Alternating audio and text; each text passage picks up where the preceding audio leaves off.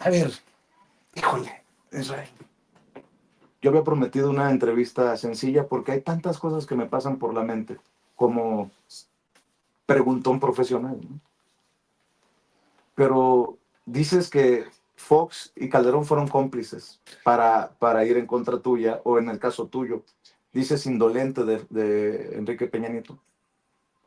¿Qué opinión te merece Andrés Manuel López Obrador y Claudia Sheinbaum?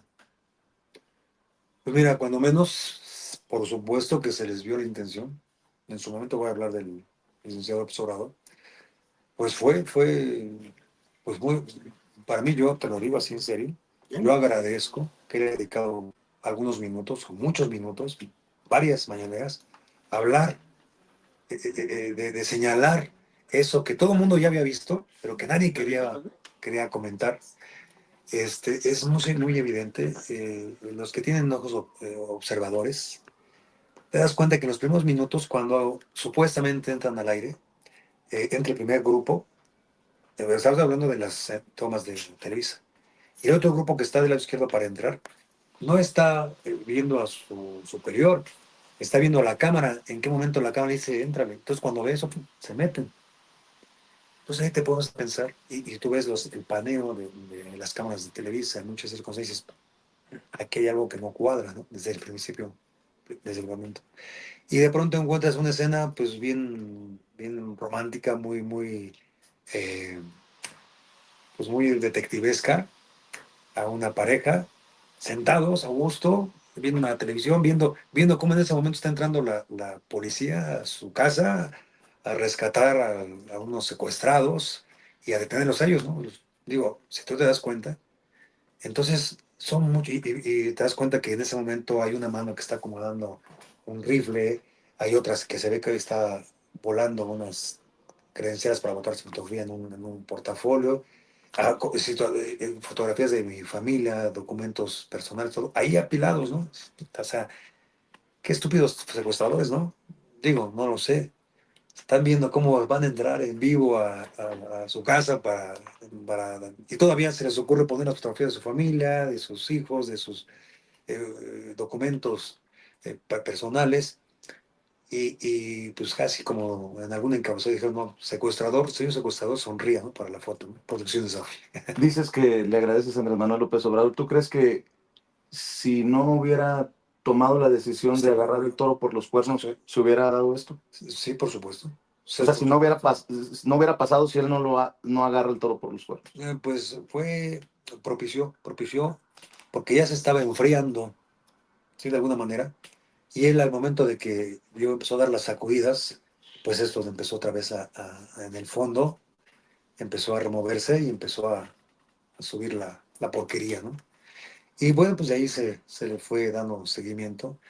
Eh, por supuesto que hubo, aún dentro de su mandato del señor presidente López Obrador, también habían por ahí esas manos que seguían ¿En la jalando. fiscalía?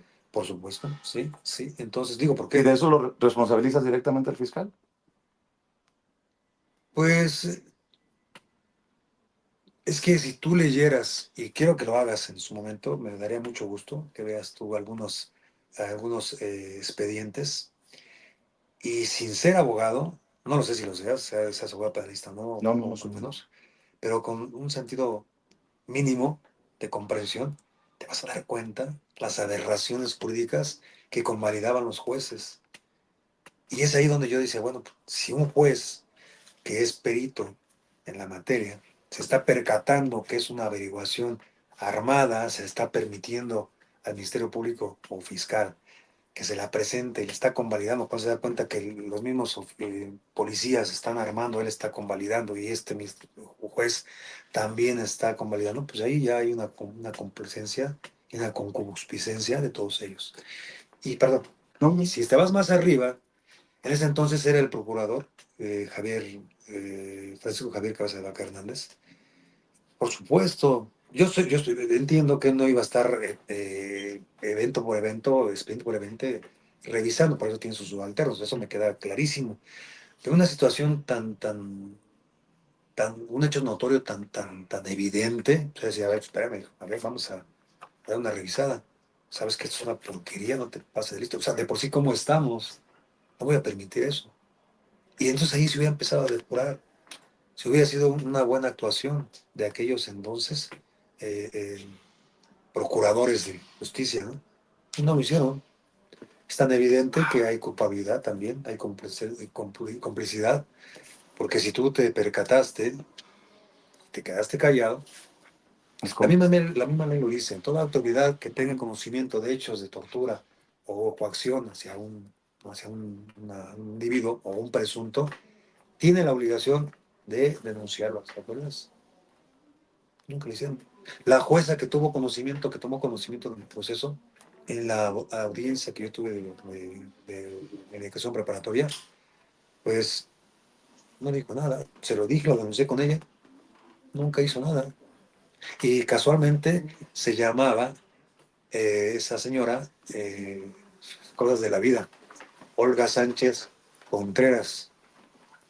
Y era después, años después, quien interviene en la elaboración de un proyecto para que Juan Cáceres obtenga su libertad, pues es Olga Sánchez Cordero. ¿Qué quiere decir esto? Pues son señales, si me equivocas, de que ya venía una justicia.